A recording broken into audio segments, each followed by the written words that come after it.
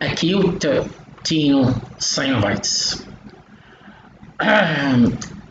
It is acute inflammation of the flexor tendons and their synovial sheath. We should know points about the anatomy of the synovial flexor sheath. The synovial flexor sheath is divided into three categories. Synovial flexor sheath of the middle three finger, synovial flexor sheath of the little finger, and synovial flexor sheath of the thumb. First of all, synovial flexor sheath of the middle three finger.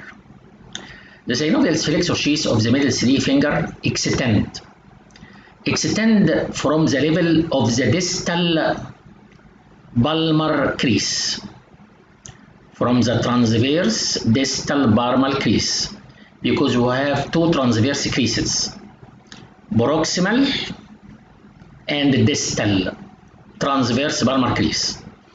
The proximal end of the synovial flexor sheath of the middle three finger extend to the level of the distal palmar crease, which lies opposite the heads of the metacarpal bones, corresponding to the head of the metacarpal bone. And the distal end of the synovial flexor sheath extend distally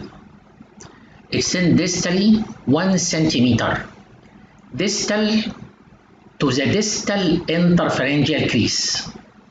This is the distal interphalangeal crease. There are two creases in the middle three finger, proximal interphalangeal crease and distal interphalangeal crease. Distally it reaches 1 centimeter distal to the distal interphalangeal crease.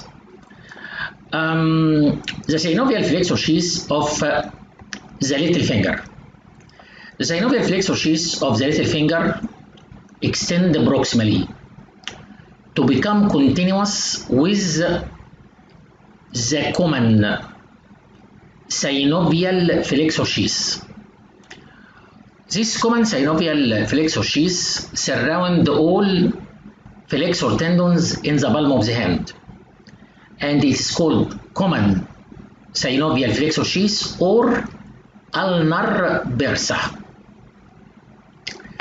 The ulnar bursa extend from the proximal transverse palmar crease,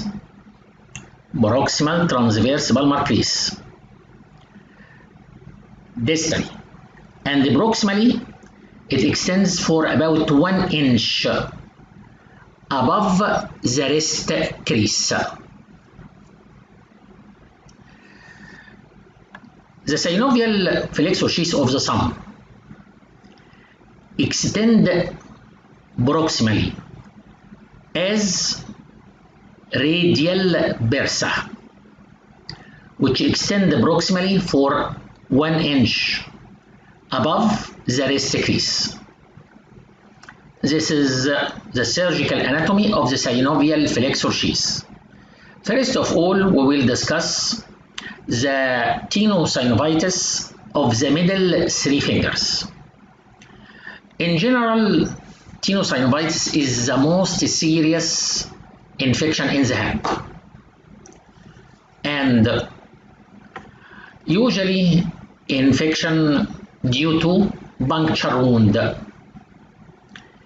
Clinically, tenosynovitis of the middle three finger will produce swelling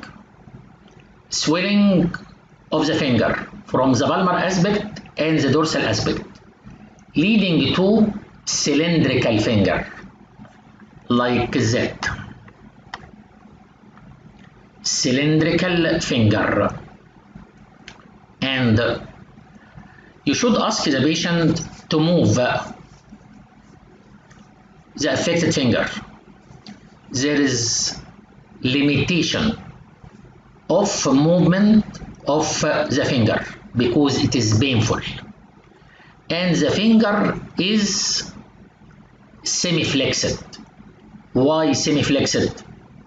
This is the position of maximum capacity for the synovial flexor sheath, and this is the position of the least pain. Position of maximum capacity and the least pressure in the synovial flexor sheath, leading to the least pain. There is pain and tenderness maximally over the proximal cul-de-sac. What is the proximal cul-de-sac? The proximal cul-de-sac is the proximal blinded end of the synovial flexor sheath. This blind proximal end is called the proximal cul-de-sac.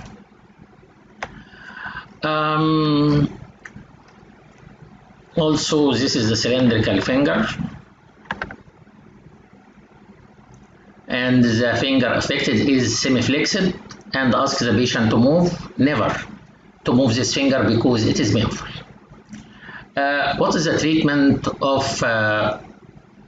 this flexor synovial sheath infection? Transverse incision. Transverse incision over the proximal cul-de-sac. Then insert a fine caster and irrigate the synovial flexor sheath with antibiotic. If there is severe infection, we can perform a counter incision over the distal cul-de-sac to drain all pus and to irrigate the synovial flexor sheath. This is the tenosynovitis of the middle three fingers. Then tenosynovitis of the little finger, which is connected with the ulnar bursa, and usually there is associated infection between the synovial flexor sheath of the little finger and the ulnar bursitis.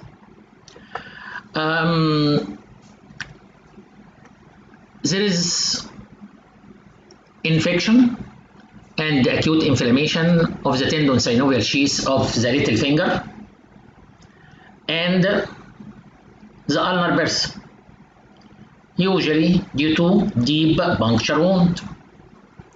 Clinical picture: there is swelling and edema all over the hand, except especially the dorsum, which has loose areolar connective tissue, allowing collection of huge amount of edema. There is pain and tenderness over the little finger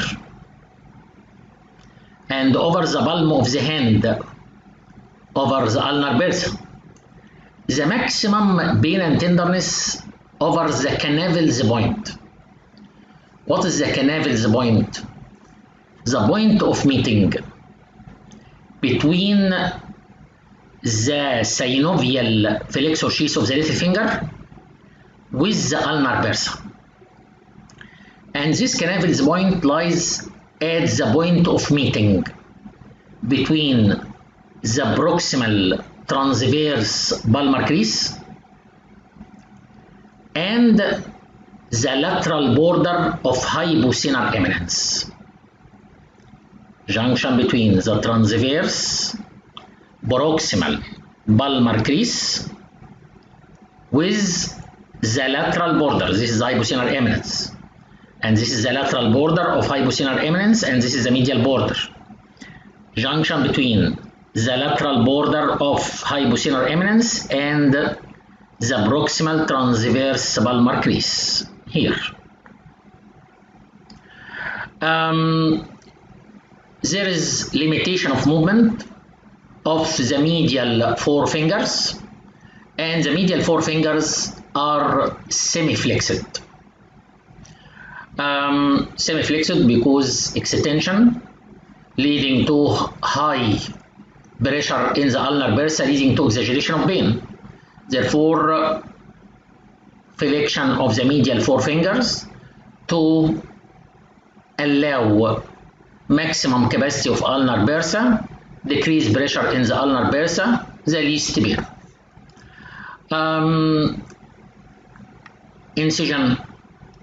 Incision for ulnar bursa is longitudinal incision along the lateral border of hyposenar eminence.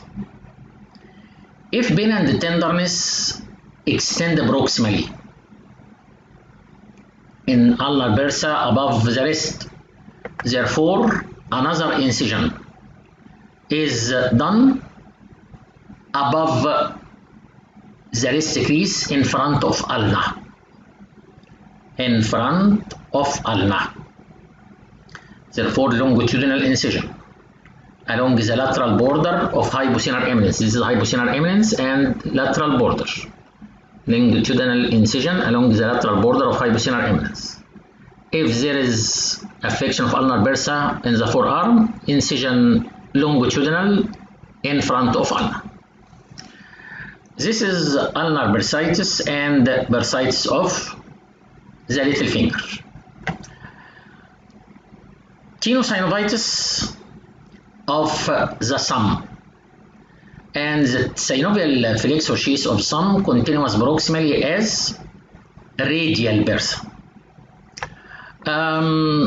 Therefore, acute tenosynovitis of the thumb and radial bursa, it is acute inflammation of synovial flexor sheath of the thumb, usually as other tenosynovitis deep puncture wound in the thumb. There is pain and tenderness in the thumb, senar eminence, and may extend to the distal part of the forearm because radial bursa reach 1 inch above the wrist crease. This is the wrist crease and radial bursa extend here. You can extend this in this picture, extend the radial bursa slightly above to the level of the ulnar bursa, reach 1 inch above the wrist crease.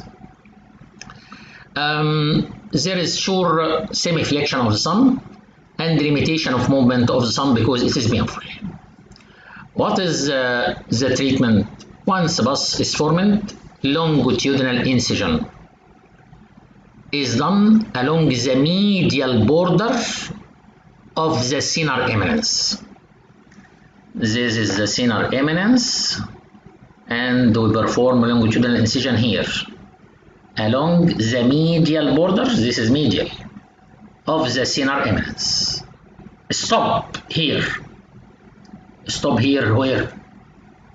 Stop 2 centimeter distal to the distal wrist crease. Why? Stop here 2 centimeter distal to the wrist crease because here there is the motor branch of median nerve. If you extend the incision more proximally, leading to injury of motor branch of median nerve and paralysis of muscles of senar eminence. If pain extend to the forearm, incision, longitudinal incision in front of radius, just medial to flexor carpi radialis tendon. Where? Palpate the tendons in front of the wrist. The most lateral tendon in front of the wrist is the tendon of flexor carpi radialis, and the incision in front of radius just medial to the tendon of flexor carpi radialis. Okay. This is the incision of radial bursitis and tenosynovitis of the thumb. Incision along the medial, this is medial border of senar eminence. Stop 2 centimeter. Distal to the distal wrist crease to avoid injury of motor branch of median nerve. If there is affection above the wrist, incision in front of radius just medial to the tendon of flexor carpi radialis. This tenosynovitis of the middle three fingers, tenosynovitis of the little finger and the ulnar bursa, tenosynovitis of the thumb and radial bursa. Thank you for good listening and good luck.